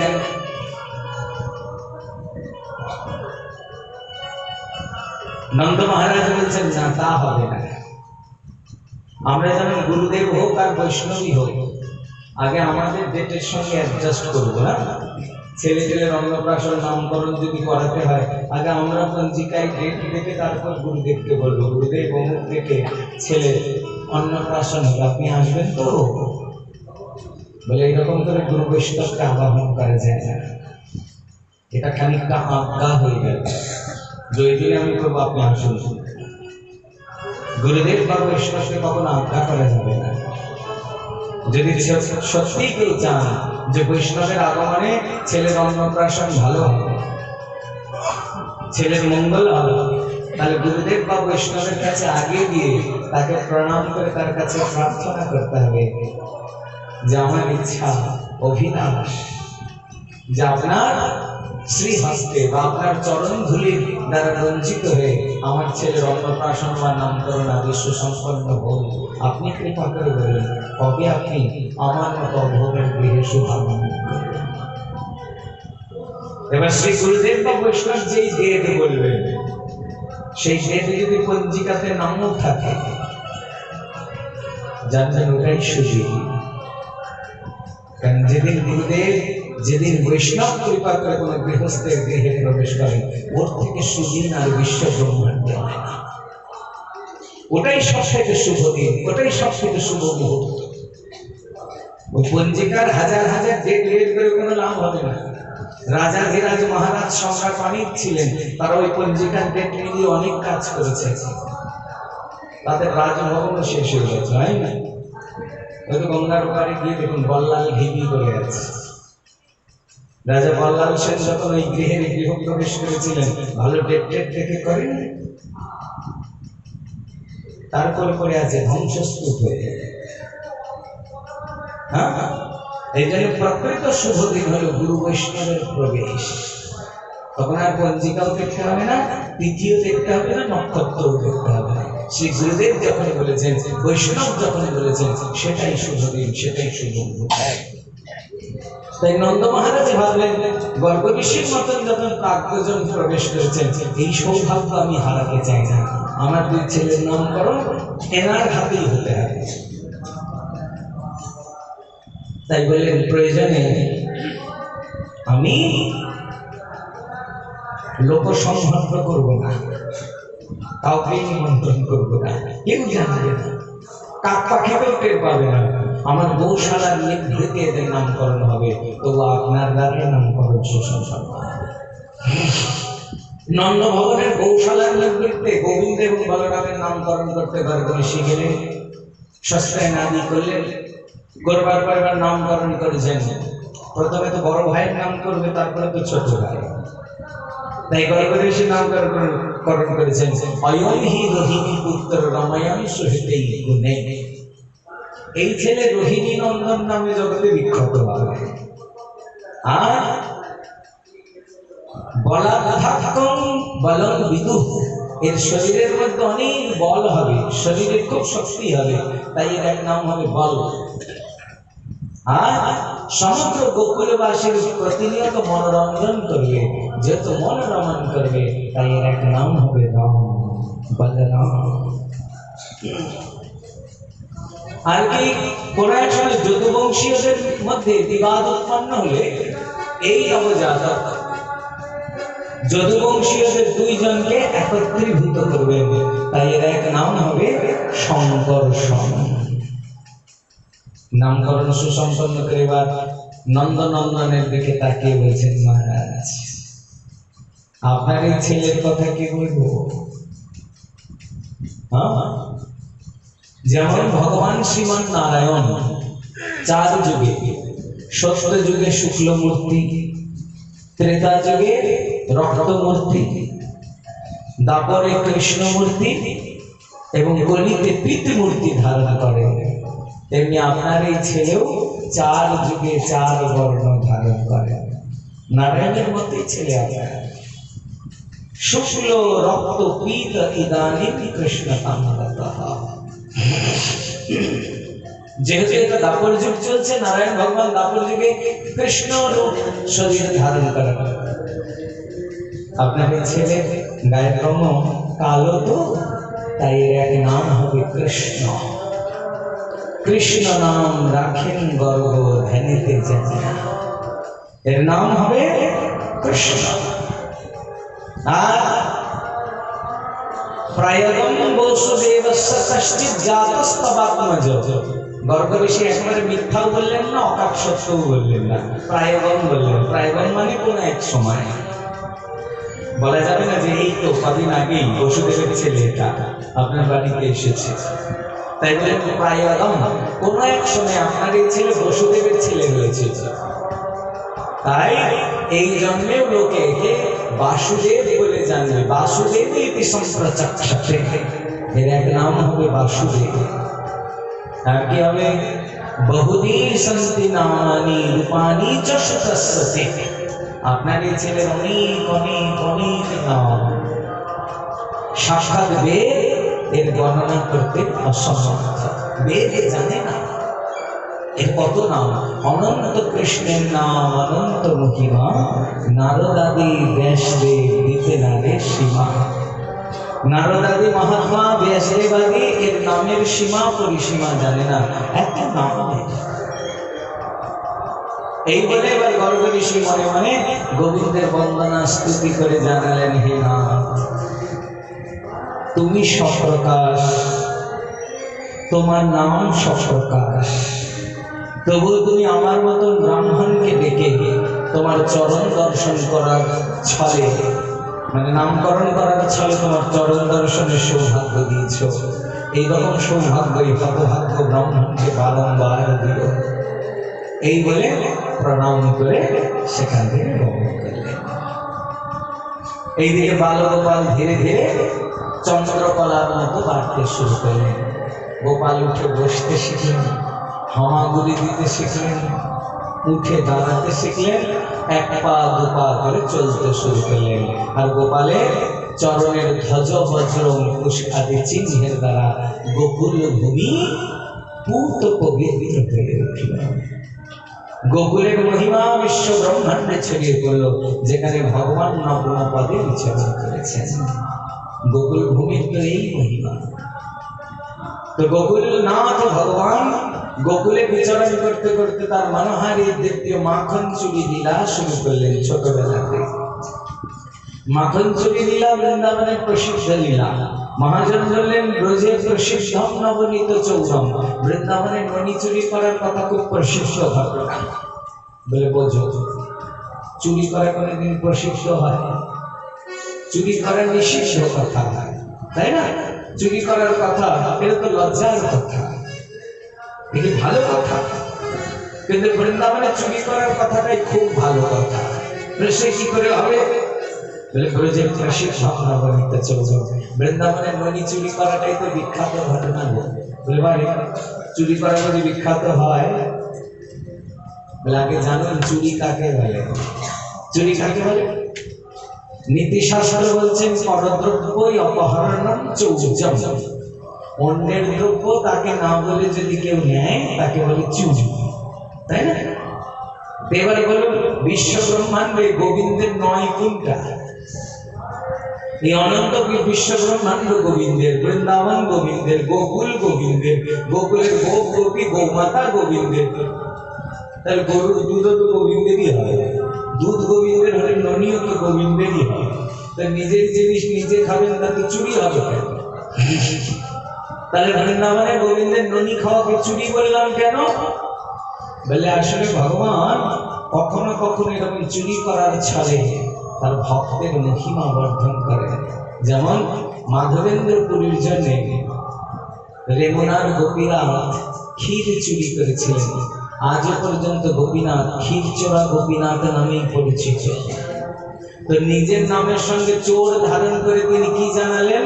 মাধবেন্দ্র আমার কত বড় ভক্ত, তাই না?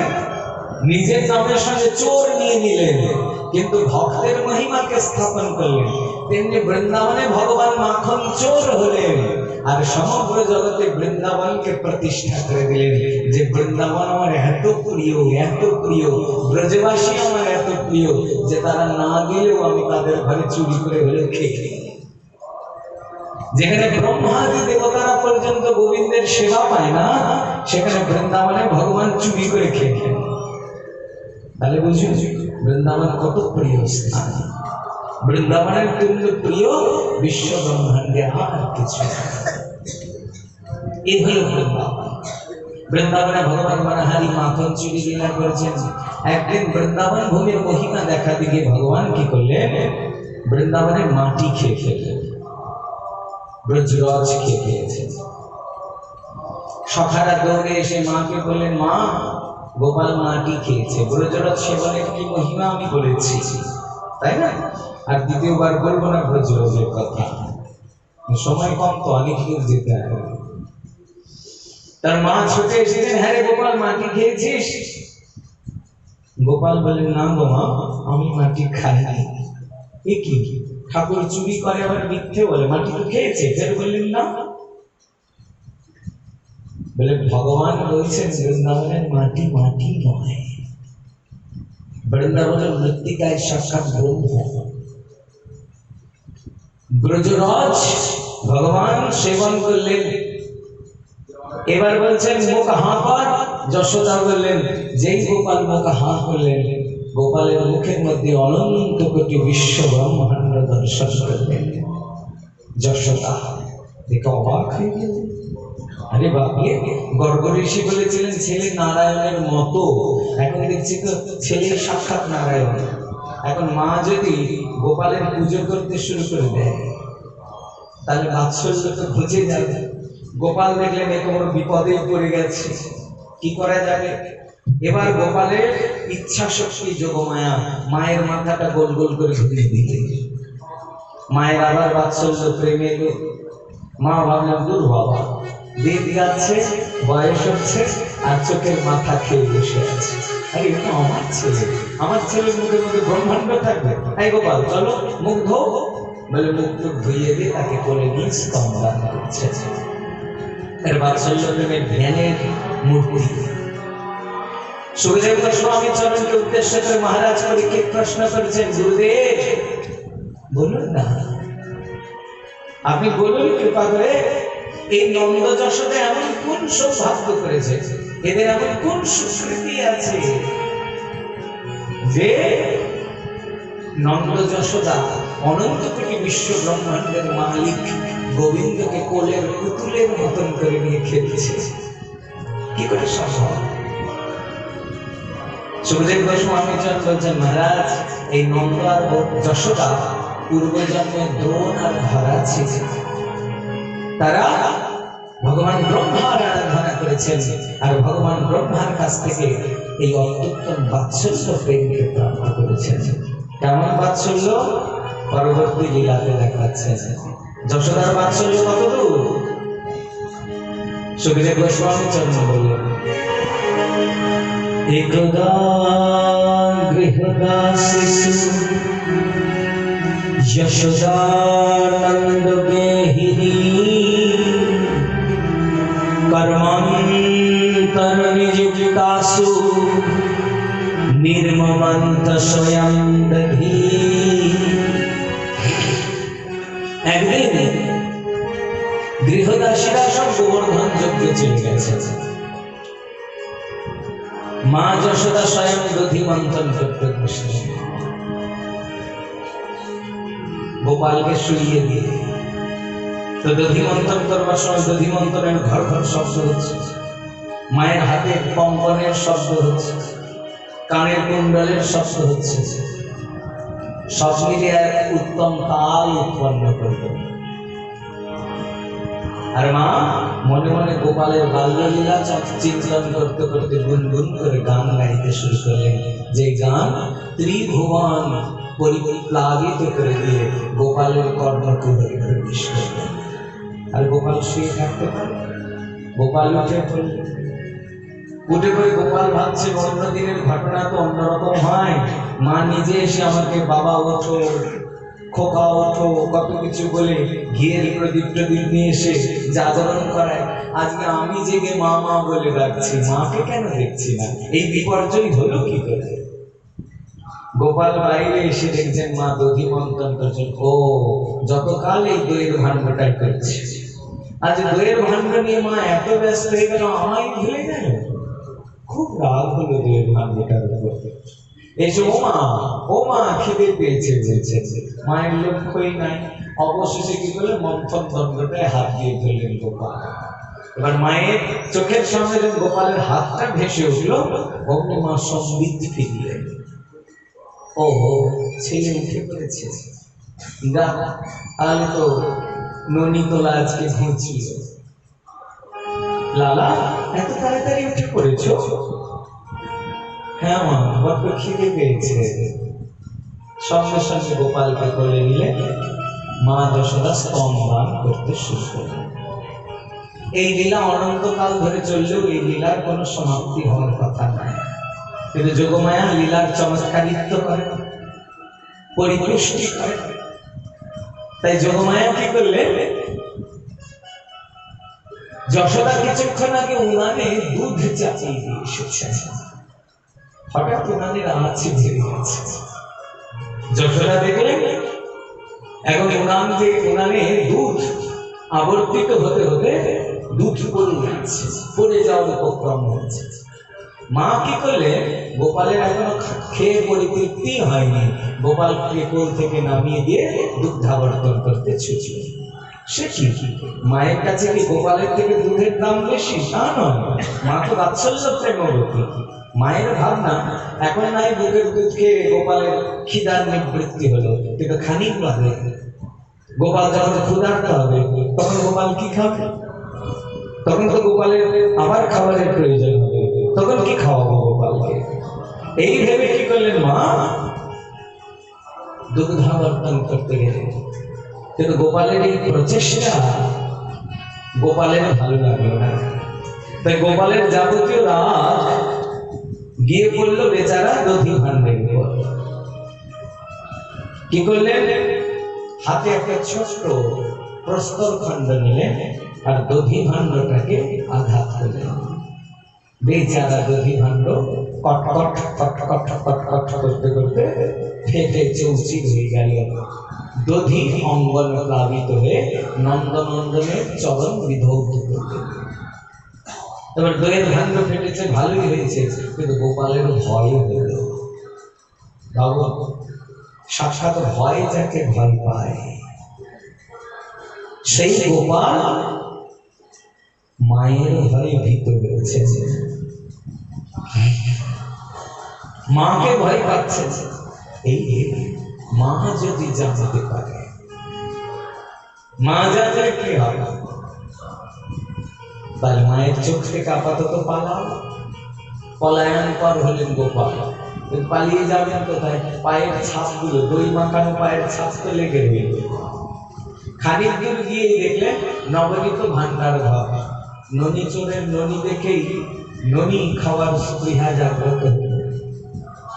তাই নবনীত ভান্ডার ঘরের ভেতরে প্রবেশ করলেন। দেখলেন ননিগুলো তো শিকাতে ঝুলানো আছে। দেখলেন একটা উদোখাল আছে, এই উদোখালের উপর উঠে শিকা থেকে ননি খাচ্ছে। একা খেয়ে তো মজা নেই, সখা বন্ধু বান্ধব তো লাগবে। এই মুহূর্তে অন্য কোনো সখা খুঁজে পেলেন না, তাই খিড়কির দরজাগুলো খুলে দিলেন, দিয়ে বানরগুলোকে ডেকে নিয়ে দিলেন। আর বানরগুলোকে খাওয়াচ্ছে, নিজেও খাচ্ছে। দেখে যেন মনে হচ্ছে ত্রেতা যুগের রাম অবতারে ভগবান বানরদের সেবা নিয়েছেন, বানরদের সেবা করেননি। এইবার যেন ভগবান তার ঋণ শোধ করছে। তো যশোদা দুগ্ধাবর্তন সুসম্পন্ন করে ফিরে এসে দেখলেন দইয়ের ভাণ্ডটা ফেটে আছে। হায় রে, শাশুড়ির আমলের ভাণ্ডটা। ও কে ফাটালো? যার ঘরে এত গুণধর ছেলে থাকে, সে থাকতে আর ফাটাবে কে? তা গুণধর কোথায়?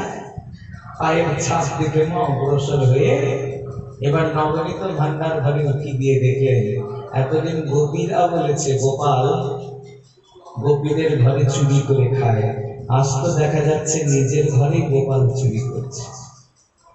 তার মানে ছেলে এই অল্প বয়সে চোর হয়ে গেছে। এবার যশোদা ভাবলেন তাহলে ছেলেকে শাসন করতে হবে। ভালো, অনন্ত কোটি বিশ্ব ব্রহ্মাণ্ডকে যিনি শাসন করেন, সেই অনন্ত কোটি বিশ্ব ব্রহ্মাণ্ডের শাসনকর্তা বাল গোপালকে মা শাসন করতে উদ্যত হলেন। হাতে একটা লাঠি নিয়ে এগিয়ে গেলেন। গোপাল ধরা দেবেন না ভাবলেন, কিন্তু যশোদার বাৎসল্য প্রেম গোপালের কানটা টেনে ধরল। অনেক তর্জন গর্জন করলেন। যশোদার বাৎসল্য প্রেম এত মহান, গোপাল পালিয়ে যাবেন কোথায়? গোপালকে উদোখলের মধ্যে মা বেঁধে ফেললেন। গোপাল নিজে উদরের মধ্যে মায়ের প্রেম ভক্তির এই রজ্জুকে স্বীকার করলেন। এর জন্য ভগবানের নাম হয়ে গেল দামোদর। বলে দামোদর ভগবান কি জয়। দামোদর ভগবান মায়ের রজ্জুর বন্ধন স্বীকার করলেন, মা রজ্জুতে বেঁধে চললেন। এবার দামোদর দেখলেন কি করে নিজেকে বাঁচানো যায়। শ্রীরাম সুদাম সখারা উঠে দিচ্ছে, একটু খুলে দে না ভাই। বলে হ্যাঁ, তোমার মায়ের যে একবারে কালী কালী রূপ আজকে দেখলাম বাবা, শুধু গলায় একটা মুন্ডমালা আর হাতে একটা খাড়ারই অভাব ছিল। আমরা তোমার বাঁধনটা খুলে দেবো, অমনি তোমার মা একটা খাড়া নিয়ে এসে আমাদের মাথাগুলো কেটে মুন্ডমালা করে একবারে কালী হয়ে দাঁড়িয়ে করবে। আমরা পারবো না। বাস্তবিক কথাই এই, বাৎসল্য প্রেমের বন্ধন সখ্য প্রেম খুলতে পারে না, অসম্ভব। গোপাল দেখলেন তাহলে নিজের উদ্ধার নিজেকেই করতে হবে, উপায় কি? কে খুলবে? দেখলেন নন্দ ভবনের উঠানের মধ্যে দুটো অর্জুন গাছ, অনেক আছে। কবে থেকে অর্জুন গাছ দুটো আছে কেউ জানে না। এই দুটো অর্জুন গাছকে গোকুলবাসী বলে জমলা অর্জুন। তো নন্দনন্দন দেখলেন দুই গাছের মাঝে একটু ফাঁকা আছে, তো কোনো ভাবে যদি কায়দা করে একটু গড়িয়ে গড়িয়ে চলে ওই ফাঁকা দিয়ে একবার ঢোকা যায়, দুদিকে বাঁধন আছে, ওকে বেশ করে জুজ করে ঘষতে হবে গাছের সঙ্গে, ঘষতে ঘষতে তো দড়ির বাঁধন আলাদা হবে, আর পালিয়ে যাবে। বালগোপাল যেন এইরকম একটা ছল করে বৃক্ষ কোটরে যেই প্রবেশ করলেন, দুই বৃক্ষ উৎপাটিত হয়ে নিপতিত হলেন। আর উনি দুই গাছের ভিতর থেকে দুই দিব্য পুরুষ বেরিয়ে এলেন। এরা কুবেরের দুই পুত্র, একজনের নাম নলকুবর আর একজনের নাম নলক্রী। দেবর্ষি নারদ এদের বৃক্ষজনি দিয়ে ব্রজবাস দিয়েছেন, এ সৌভাগ্য। নারদের সে অভিশাপ নয়, এটা আশীর্বাদ। সাধু কখনো কাউকে অভিশাপ দেয় না, আর অভিশাপের ফল ব্রজবাসও হয় না। এরা এতদিন বৃন্দাবনে বাস পেয়ে আজ ভগবত দর্শন করে তারা কৃতকৃত্য হয়ে গোবিন্দের স্তুতি বন্দনা করে নিজেদের ক্ষেত্র কুবের লোকে গমন করলেন। মা ছুটে এলেন, গাছ পড়ার শব্দ শুনে, ভাগ্যিস গাছটা এদিকে পড়েনি, তাহলে ছেলেটার আমার কি হতো। আবার কোলে নিয়ে তার রক্ষা বিধান। এবার নন্দ আদি মহাত্মাগণ চিন্তা করছে, ছেলেটা যেদিন থেকে আমাদের ঘরে এসেছে সেদিন থেকে বিঘ্নের আর শেষ নাই। কখনো রাক্ষসী আসে, কখনো রাক্ষস আসে, কখনো গরুর গাড়ি ভেঙে পড়ে, কখনো গাছ ভেঙে পড়ে যায়। তার মানে আমাদের এই নবজাতকের জন্য এই গোকুলের বাস্তু যথাযথ নয়। আমাদের এই বাস্তু পরিবর্তন করতে হবে। বাসস্থান পরিবর্তন চারটিখানি কথা নয়। যাদের জীবনে বাসস্থান পরিবর্তন হয়েছে তারা বুঝতে পারবে। ওই যে বাংলায় একটা প্রবাদ বলে, জানেন, নরা আর মরা। একবার কোনো জায়গা থেকে নরা মানে ওই মরানির সমান। এই যে কি কষ্ট যারা নড়েছে তারা জানে। হ্যাঁ, অধমের তো সেই সৌভাগ্য প্রাপ্তি হয়েছে। সৌভাগ্য কারণ নড়লেও গৌর সুন্দরের চরণ কমল, আপনাদের চরণ কমল ধামের রজ প্রাপ্তি হয়ে গেছে। কিন্তু নড়া হয়েছে তো, তাই মরার মতন তো কষ্ট হবেই।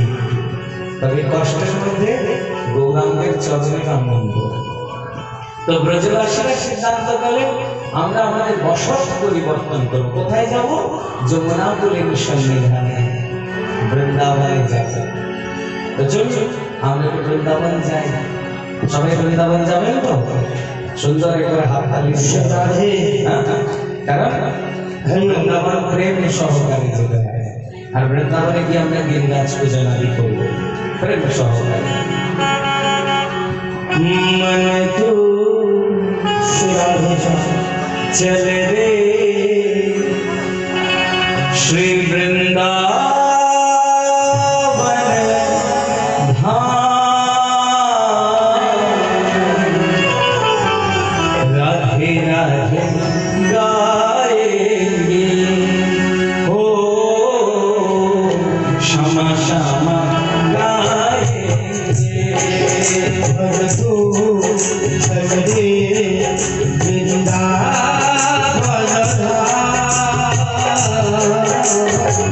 राधे राधे गाएंगे ओ श्याम श्याम गाएंगे।